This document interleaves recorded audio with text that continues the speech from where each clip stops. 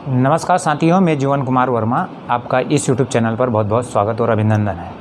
अगर आपने हमारे इस चैनल को सब्सक्राइब नहीं किया तो प्लीज़ इस चैनल को सब्सक्राइब कर लीजिए और ख़ास करके वो स्टूडेंट से कर लीजिएगा जो स्टूडेंट्स अभी 10th क्लास से 11th क्लास में जाने वाले हैं और जो 11th क्लास से 12th क्लास में जाने वाले हैं, क्योंकि इस YouTube चैनल के माध्यम से आपको यहाँ पर जो साइंस वाले हैं उनके लिए एक सब्जेक्ट साइंस में केमिस्ट्री सब्जेक्ट होगा।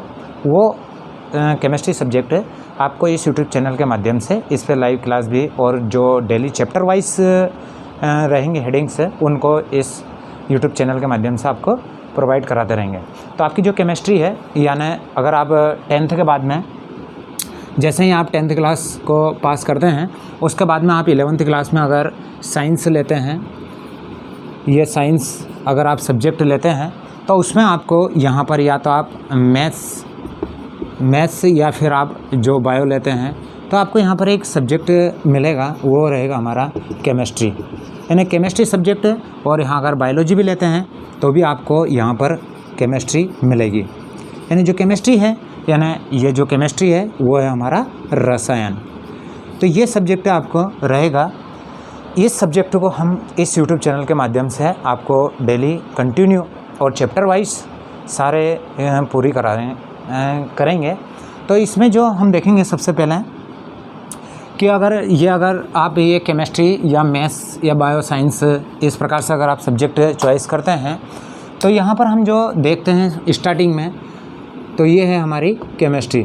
तो पहले तो मैं आप सभी को ये बता दूँ कि आपको जो केमिस्ट्री है वो केमिस्ट्री की बुक भी लेना है। तो यहाँ पर आपको जो शिवलाल कंपनी की जो केमिस्ट्री है या ये बोथ की है, उस कंपनी की आपको एक केमिस्ट्री की बुक प्रोवाइड कर लेना है, ताकि आप जैसे ही यहाँ पर अगर आपको वीडियो प्रोवाइड कराते रहें तो आप उसमें भी देख सकते हैं और आप ये पता चल जाए कि हम पहली यूनिट कहाँ से स्टार्ट कर रहे हैं और कहाँ से उसको शुरू कर रहे हैं। तो आपके पास में बुक भी होना अनिवार्य है। यहाँ पर हम अगर देखें केमिस्ट्री की बात, मीन्स होगा हमारा रसायन। ये जो केमिस्ट्री है ये है, इसके 3 भाग रहेंगे, लेकिन बुक आपको एक ही मिलेगी, वो रहेगी हमारी केमिस्ट्री में 3 भाग होते हैं। एक होता है हमारा, फिर शुरू में अगर हम देखेंगे तो वो रहेगी हमारी फिजिकल केमिस्ट्री, ये फिजिकल केमिस्ट्री रहेगी। फिर इसके बाद रहेगी हमारी ऑर्गेनिक केमिस्ट्री, और उसके बाद अगर हमारे देखेंगे तो वो रहेगा हमारा इनऑर्गेनिक केमिस्ट्री, ये रहेगी हमारी इनऑर्गेनिक केमिस्ट्री। तो ये 3 उसमें भाग रहेंगे। 11th क्लास की जो केमिस्ट्री रहेगी, 12th में भी यही रहेगा, बुक एक ही रहेगी कि केमिस्ट्री, उसमें रहेगा आपका फिजिकल केमिस्ट्री, ऑर्गेनिक केमिस्ट्री और रहेगा आपका इनऑर्गेनिक केमिस्ट्री। शुरू में जब हम स्टार्टिंग यानी भौतिक रसायन रहेगा, ये रहेगा हमारा कार्बनिक रसायन और ये रहेगा हमारा अकार्बनिक रसायन। तो इस प्रकार से उसके जो भाग रहेंगे केमिस्ट्री के 3। शुरू जब हमें इस केमिस्ट्री को स्टार्ट करेंगे तो कुछ बेसिक्स भी हमें इसके बारे में जानकारी होना चाहिए कि बेसिक्स क्या होगा। यानी जो केमिस्ट्री रहेगी उसमें सबसे ज़्यादा अगर हम देखें महत्वपूर्ण यही रहेगा हमारा कि ये लिखा मैंने, मान लीजिएगा NaCl फार्मूला है। NaCl मतलब सोडियम क्लोराइड, साल्ट का यहाँ पर फार्मूला है। तो ये किस प्रकार से बना है, ये किस प्रकार से एक दूसरे से ऐड हैं, 2 एलिमेंट्स किस प्रकार से जुड़े हुए हैं, यानी इस पर प्लस होता है और इस पर माइनस होता है, तो क्यों होता है, इसके पूरी बेसिकली हमें जानकारी भी होना चाहिए। अगर हमें इसकी बेसिकली जानकारी अगर याद होती है तो हम ये मानिए कि इस केमिस्ट्री को सबसे बहुत जल्दी से कवर कर पाएंगे। और अगर हमें इसको कवर करना है, इस केमिस्ट्री को कवर करना है, तो इसके लिए हमें सबसे पहले एक जो आपने 10th क्लास में देखी होगी, एक पीरियोडिक टेबल से होती है जो कि मोजले ने प्रस्तुत की थी, उसके पहले मेंडलीफ ने प्रस्तुत की थी। यानी जो पीरियोडिक टेबल से होती हैं उसमें होते हैं एलिमेंट्स हैं। तो उन एलिमेंट्स के बारे में हमें ज़्यादा से ज़्यादा जानकारी याद होना चाहिए कि कुछ एलिमेंट्स पर प्लस होंगे, किस पर माइनस होंगे, और ये एलिमेंट्स में जो होते हैं तत्व, तो इनके इस केमिस्ट्री में सबसे ज़्यादा फार्मूले हैं। फार्मूले के बाद में रिएक्शंस हैं और रिएक्शन के बाद में ही ये केमिस्ट्री आगे बढ़ती है। तो सबसे पहले अगर हम देखें तो हमें सबसे पहले तो ये याद कर लेना है कि जो एलिमेंट्स हैं हमारे, कि फर्स्ट नंबर पर क्या है और किस प्रकार से इन एलिमेंट्स को हमें लिखना भी है। तो मान लीजिएगा मैं एक यहाँ पर बेसिकली बता देता हूँ आपको कि जैसे मैंने अभी आपका यहाँ पर लिखा भी था NaCl, ये है साल्ट नमक का। तो ये किस प्रकार से इसका निर्माण हुआ है, यहाँ पर जो सोडियम है उसका जो एटॉमिक नंबर है वो 11 है, और अगर इसके हम देखें इलेक्ट्रॉनों की बात करें तो इसका एटॉमिक नंबर जितना होता है उसमें उतने ही क्या होते हैं, इलेक्ट्रॉन भी होते हैं। अब इसमें इलेक्ट्रॉन मान लीजिए हम इस प्रकार से करते हैं 2, 8 और 1, यानी जो बाह्यतम कोश है उसमें आ जाएगा हमारा 1 इलेक्ट्रॉन्स। तो ये हमें बेसिकली याद होना चाहिए। ये याद करने के लिए हमें इन सारे एलिमेंट्स के एटॉमिक नंबर याद होना चाहिए। जैसे यहाँ पर और Cl दिया है यहाँ पर, तो ये जो Cl है क्लोरीन, इसका जो एटॉमिक नंबर है 17 है, तो इसका हो जाएगा 287।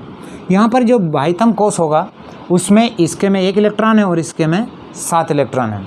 अगर हम देखें यहाँ पर तो इसकी जो कक्षाएं इस प्रकार से रहती हैं, यानी बीच में हमारा जो रहेगा नाभिक, न्यूक्लियस जिसे कहा जाता है वो रहेगा, और इसमें जो पहली कक्षा है उसमें रहेंगे 2 इलेक्ट्रॉन्स, और दूसरी कक्षा में हमारा रहेंगे 8 इलेक्ट्रॉन्स, और जो बाह्यतम कोश वाली जो रहेंगे उसमें रहेगा 1 इलेक्ट्रॉन। तो जो सोडियम होता है वो अपना अष्टक पूर्ण करने के लिए, वैसे पूरे एलिमेंट्स जो भी एलिमेंट्स रहेंगे वो अपना बाह्यतम कोश, ये वाला कोश पूरा करने के लिए किसी दूसरे एलिमेंट्स से तो या तो लेता है या उस एलिमेंट्स को दे देता है। 8 इलेक्ट्रॉन, 8 से ज़्यादा किसी भी एलिमेंट्स के बाह्यतम कोश में इलेक्ट्रॉन नहीं होंगे। तो इसके बाह्यतम कोश में 1 इलेक्ट्रॉन है, लेकिन अगर इसके बात करें हम तो इसके बाह्यतम कोश में इलेक्ट्रॉनों की संख्या कितनी है, 7 है। तो यहाँ पर क्या करेगा, ये इसको डोनेट करेगा, देगा, और ये एक्सेप्ट करेगा। कौन करेगा, Cl। इसी कारण से अगर हम देखें तो यहाँ पर Na पर प्लस आ जाएगा और Cl पर आ जाएगा हमारा माइनस आ जाएगा, यानी यहाँ से इलेक्ट्रॉन मूव कर कर इधर आ जाता है। तो इस प्रकार से ये माइनस और प्लस और ये आपस में जुड़कर NaCl बना लेंगे। तो ये था कि समझाने का प्रयास था कि किस प्रकार से हम कहाँ पर मेन टारगेट की, ये तो बहुत बाद वाली है कि इनके सबसे पहले तो हमें एटॉमिक नंबर याद होना चाहिए। एटॉमिक नंबर मतलब इनके परमाणु क्रमांक होते हैं कि कोई, और उनमें इलेक्ट्रॉन कितने होंगे, इनमें प्रोटॉन कितने होंगे, इसमें न्यूट्रॉन्स कितने होंगे, ये हमें बेसिकली की याद होना चाहिए। दूसरी चीज़ अगर हम केमिस्ट्री में देखें भी तो सबसे पहले मान लीजिए कि कोई भी एलिमेंट्स है तो उस एलिमेंट्स का हमें प्रतीक चिन्ह ये है लिखा, मैंने मान लीजिए Na लिखा है, तो Na जो लिखा है तो इसका जो पहला अक्षर है वो हमें हमेशा याद रखना है केमिस्ट्री में, वो आता है इसका कैपिटल्स। दूसरा जो रहेगा वो स्मॉल रहेगा। अगर एक ही अक्षर है, मान लीजिए जैसे लिखा है मैंने H, तो वो क्या रहेगा, हमारा हाइड्रोजन रहेगा, लेकिन ये H कैपिटल ही आएगा। ये बेसिकली इसमें सबसे ज़्यादा महत्वपूर्ण चीज़ें हैं। इसके बाद में जैसे हम रिएक्शन रहेगा तो इसमें उसका 10th क्लास में कुछ समीकरणों के बारे में आपको बताया होगा, और साइंस में था, क्योंकि जो साइंस था 10th क्लास का उसमें फिजिक्स, केमिस्ट्री और बायो 3 ही चीज़ें थी, और उसमें भी ऐसी चीज़ें यानी इस प्रकार से एलिमेंट्स के नाम थे।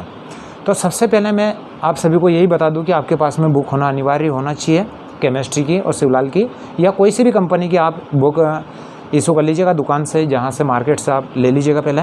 उसके बाद में उसको कहाँ से स्टार्ट करना है मैं आपको इस वीडियो के माध्यम से बता दूंगा, लेकिन उससे पहले हमें कुछ केमिस्ट्री की बुक्स ओपन करने के पहले केमिस्ट्री के बारे में, इन एलिमेंट्स के बारे में बहुत ज़्यादा जानकारी याद होना चाहिए। तो सबसे पहले हमें कहाँ से याद करना है, तो मैं आज यहाँ से उसको प्रारंभ बता देता हूँ, यानी आपको भी इस प्रकार से इन एलिमेंट्स के प्रतीक चिन्ह आपको याद कर लेना है। मान लीजिएगा कि जैसे ये है, ये महत्वपूर्ण है, जैसे मैंने 1 लिखा है तो 1 पर हमारा जो आ रहा है, मान लीजिएगा कि यहाँ पर 1 है तो 1 पर है हमारा हाइड्रोजन, और 2 है तो 2 पर है हीलियम। इंग्लिश मीडियम वाले हैं, हिंदी मीडियम वाले हैं, प्रतीक चिन्ह सेम रहेंगे, चाहे हिंदी मीडियम में हो आप या इंग्लिश मीडियम में। पहला रहेगा हमारा हाइड्रोजन, दूसरा है हमारा हीलियम, इनके सामने उनके नाम लिख लेंगे। ये रहेंगे इनके एटॉमिक नंबर यानी परमाणु क्रमांक, और यही नंबर हमें याद करना है, क्योंकि यही क्या रहेंगे, इलेक्ट्रॉनों की संख्या। अगर हमें ये याद हो जाते हैं तो हम इसके बाद में करेंगे हम इनके इलेक्ट्रॉनिक विन्यास, और जैसे ही इलेक्ट्रॉनिक विन्यास होगा उसके बाद में हम सीखेंगे इनके फार्मूले बनाने। और फार्मूला अगर हमें आते हैं, यानी सूत्र बनाना अगर आता है हमें किसी का भी, मान लीजिए मैं किसी का भी बोलूँ कि मैग्नीशियम क्लोराइड ये लिखा, या मैंने लिखा है AlCl3, तो ये यहाँ पर 2 है, यहाँ पर 3 है, या फिर मैंने लिखा है NaCl तो यहाँ पर 1 ही है, या फिर मैंने लिखा CCl4 यानी 1 2 3 4। तो ये किस प्रकार से हुआ, ये हमें बेसिकली जब तक याद नहीं हुआ जब तक हम इस केमिस्ट्री को कहाँ से आगे बढ़ पाएंगे। फार्मूले हमें किसी को सूत्र को रटना नहीं है। तो यहाँ पर हम देखें कि इसकी वैलेंसी 1 है, इसकी वैलेंसी 2 है, इसकी वैलेंसी +3 और इसकी वैलेंसी +4 है। तो ये वैलेंसी याद होना चाहिए हमें। और ये वैलेंसी हम किस प्रकार से किससे याद कर पाएंगे? तो वो याद कर पाएंगे हम इनके एटॉमिक नंबर से। ये एटॉमिक नंबर ही महत्वपूर्ण है इसमें सबसे ज़्यादा केमिस्ट्री में। जैसे हाइड्रोजन है 1 है, 2 पर हीलियम है, 3 पर हमारा लिथियम है और 4 पर है हमारा बेरिलियम। तो आप सभी भी जितने भी स्टूडेंट आप देख रहे हैं, तो आप सभी इस प्रकार से अपनी कॉपी में नोट कर लीजिए। जिनके पास में बुक अभी नहीं है, कोई परेशानी नहीं है, आप पहले तो इनको नोट करते जाएंगे। इनका नाम भी लिखते जाएंगे हिंदी में या इंग्लिश में, जैसा लिखें आप कि ये हाइड्रोजन, हीलियम, लिथियम, बेरिलियम और 5th पर है बोरान, 6 पर है कार्बन और 6 पर कार्बन, 7 पर है हमारा नाइट्रोजन, 8 पर है हमारा ऑक्सीजन। और ये प्रतीक चिन्ह है। हमें एक अक्षर है तो उसे कैपिटल में लिखना है, 2 है तो पहला कैपिटल दूसरा स्मॉल। 9 पर है हमारा फ्लोरीन और 10 पर है हमारा नियॉन। इस प्रकार से हम नोट करते जाएंगे और इनको लिखते जाएंगे यहाँ पर, और इनको याद भी कर लेंगे कि जिस प्रकार से कौन है 1 पर कौन है hydrogen, helium, lithium, beryllium, boron, carbon, nitrogen, oxygen, fluorine और नियॉन। इसी प्रकार से यहाँ पर 11 पर है सोडियम। अभी भी बताया था आपको NaCl में कि जो सोडियम है उसका एटॉमिक नंबर 11 है। 12 पर है हमारा मैग्नीशियम और 13 पर है हमारा एल्यूमिनियम और 14 पर है हमारा सिलिकॉन और 15 पर है फास्फोरस, 16 पर है हमारा सल्फ़र और 17 पर है हमारा क्लोरीन और 18 पर है हमारा आर्गन और 19 पर है पोटेशियम और 20 पे है हमारा कैल्शियम। तो ये मैंने 20 तक एलिमेंट्स को लिख दिया है। अगर हम ऐसे ही एलिमेंट्स की भी बात करें तो टोटल केमिस्ट्री में अभी वर्तमान में 118 एलिमेंट्स हैं। पहले 105 एलिमेंट्स को मेंडलीफ ने देखा था। मोजले की जो आवर्त सारणी है, पीरियोडिक टेबल्स है, उसमें 118 एलिमेंट्स को रखा गया है। इनमें धातु को अलग रखा गया है, मेटल्स यानी धातु को अलग रखा गया है और गैसों को ये अलग रखा गया है 18 समूह में। तो ये 10th में भी बेसिकली आपको बता दिया होगा कि कितने समूह हैं और उसमें कितने आवर्त हैं। अगर हम उस आवर्त सारणी में अगर इस प्रकार से देखें, उस आवर्त सारणी के पिछले वीडियो में मैं बता चुका हूँ कि अगर ऐसे ऊपर से नीचे जाएंगे तो ये रहेंगे हमारे समूह रहेंगे। तो ये उसमें जो समूह की संख्या है वो 1 से लगाकर 18 तक है। और अगर हम ऐसे जाते हैं उसमें तो वो रहेगी हमारी 7 है, यानी 7 उसमें क्या है आवर्त हैं ना। 18 समूह और 7 आवर्त रखे गए हैं और उसे बेसिकली की 4 ग्रुप्स में भी डिवाइड कर दिया है। तो 4 ग्रुप्स भी हमें याद होना चाहिए, S, P, D और F। ये बिल्कुल बेसिकली है क्योंकि इन ग्रुप्स के अनुसार ही इनका इलेक्ट्रॉनिक विन्यास होगा कि किस में प्रवेश करेगा। तो यहाँ पर हम इन सभी के नाम लिख लेंगे कि इनके नाम क्या होंगे। एक बार मैं पुनः बता दूँ आपको, इनको कॉपी में बहुत ही देखकर और जैसे ही मैंने प्रतीक चिन्ह लिखा है ऐसे ही लिख लेंगे। आगे के एलिमेंट्स के नाम बाद में लिखते जाएंगे और बुक में भी मैं बता दूंगा आपको, पीछे भी लिखे हुए हैं या आवर्त सारणी में से भी लिख सकते हैं और आगे भी लिखेंगे इसी प्रकार से। यानी किस प्रकार से hydrogen, helium, lithium, beryllium, boron, carbon, nitrogen, oxygen, fluorine, neon, sodium, magnesium, aluminium, silicon, phosphorus, sulphur, chlorine, argon, potassium और कैल्शियम।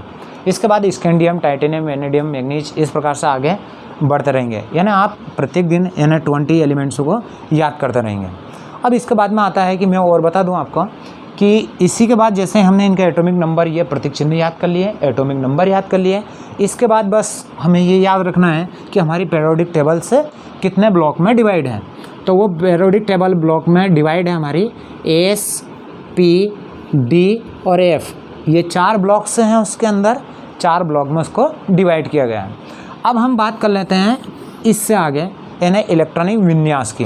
इलेक्ट्रॉनिक विन्यास से पहले मैं आपको बता दूं कि कक्षाएं क्या है और इलेक्ट्रॉनिक विन्यास यानी कक्षा में इलेक्ट्रॉन किस प्रकार से घूमते हैं और पहली कक्षा में कितने इलेक्ट्रॉन होंगे, दूसरी में कितने होंगे, तीसरी में कितने होंगे। तो इस प्रकार से डिवाइड करेंगे कि ये है हमारी मान लीजिए कक्षा रहेगी और कक्षा के आसपास में इसके रहेंगे ये कक्षाएँ चलती रहेंगी और इन कक्षाओं के अंदर रहेंगे हमारे ऑर्बिटल्स रहेंगे और उन ऑर्बिटल्स में रहेंगे हमारे इलेक्ट्रॉन्स हैं। ये रहेगा नाभिक रहेगा, इसमें प्रोटॉन रहेगा, उस पर प्लस रहेगा। यहाँ पर न्यूट्रॉन्स रहेंगे और न्यूट्रॉन जो रहेंगे उस पर वो उदासीन होता है तो जीरो आवेश ले रहेगा। प्रोटॉन पर प्लस रहेगा। और इलेक्ट्रॉन से क्या रहेंगे कि ये जो कक्षा हैं इन कक्षाओं में मूव करते रहेंगे यानी घूमते रहेंगे। सभी जो इलेक्ट्रॉन रहेंगे उन पर नेगेटिव चार्ज रहेगा। इन नेगेटिव चार्ज के कारण ही ये नेगेटिव चार्ज और ये प्लस है, इसके प्रभाव के कारण ही इसके आसपास में क्या करते रहेंगे, मूव करते रहेंगे, घूमते रहेंगे। अब प्रॉब्लम ये आती है कि पहली कक्षा में कितने इलेक्ट्रॉन होंगे, दूसरी में कितने होंगे, या इस ब्लॉक में कितने होंगे, या ये जो ऑर्बिटल से भी यही है, ब्लॉक भी यही है। तो ये मान लीजिए इनके अंदर ये जो कक्षा हैं इनके अंदर जैसे ये पहली है तो इसमें एस ऑर्बिटल होगा, इसमें एस पी होगा, इसमें एस पी और ये डी होगा। अब आती है कि इनमें इलेक्ट्रॉन कितने आते हैं। तो ये जो हमारा एस रहेगा इसमें 1 भी हो सकता है और 2 भी हो सकता है, यानी 1 से लगाकर 2 तक इसमें इलेक्ट्रॉन होंगे। इसमें पी में बात करें तो 1 से लगाकर 6 तक इलेक्ट्रॉन से होंगे। डी में बात करें तो 1 से लगाकर 10 तक होंगे। और एफ में बात करें तो 1 से लगाकर 14 तक इसलिए इसमें इलेक्ट्रॉन्स होंगे। तो ये है इलेक्ट्रॉनों की संख्या, यानी इससे अधिकतम हम इनमें इलेक्ट्रॉन नहीं भर सकते हैं, इससे कम हो सकते हैं। अब किस प्रकार से हमें इनमें डिवाइडेशन करना है, किस प्रकार से करना है।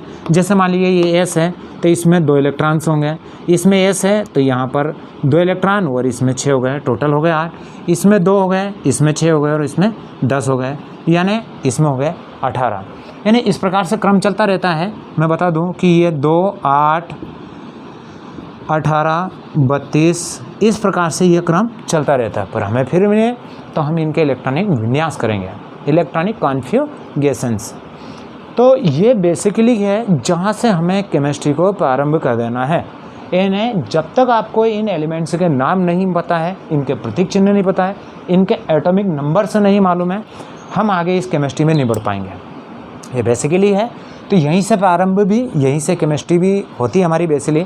उसके बाद हम फर्स्ट यूनिट से स्टार्ट करेंगे और कंटिन्यू करेंगे कि आपको जो 11th क्लास के अगर देख रहे हैं तो आप केमिस्ट्री खरीद लीजिए, और अगर आप भी नहीं मिल रहे मार्केट में तो कोई प्रॉब्लम नहीं है, आप इन वीडियो को देखते रहिए और कंटिन्यू देखते रहिए और अपने नोटबुक में इनको नोट करते रहिए। अभी आज इतना ही काफ़ी है कि ये एटॉमिक नंबर याद कर लें और ये प्रतीक चिन्ह याद है। इससे आगे मैं यह बताऊंगा कि इलेक्ट्रॉनिक विन्यास कैसे करना है। ये भी याद कर लीजिएगा कि एस में 1 से लगाकर 2, पी में 1 से लगाकर 6, डी में 1 से लगाकर 10, एफ में 1 से लगाकर 14 तक इलेक्ट्रॉन्स आते हैं। तो हम इस प्रकार से इनके इलेक्ट्रॉनिक विन्यास करें, फिर उसके बाद में हम निकालेंगे उनकी संयोजकता, वैलेंसी, और फिर फार्मूले। और फार्मूला अगर हम बनाना सीख गए तो हम फिर चलेगी इनकी हमारी रिएक्शंस। और रिएक्शन जैसे ही स्टार्ट हो जाती है तो रिएक्शन के बाद में हमारी केमिस्ट्री प्रारंभ हो जाती है। तो अगले वीडियो में हम इससे आगे बढ़ेंगे जब तक आप इन एलिमेंट्सों को याद और नोट कर लेंगे।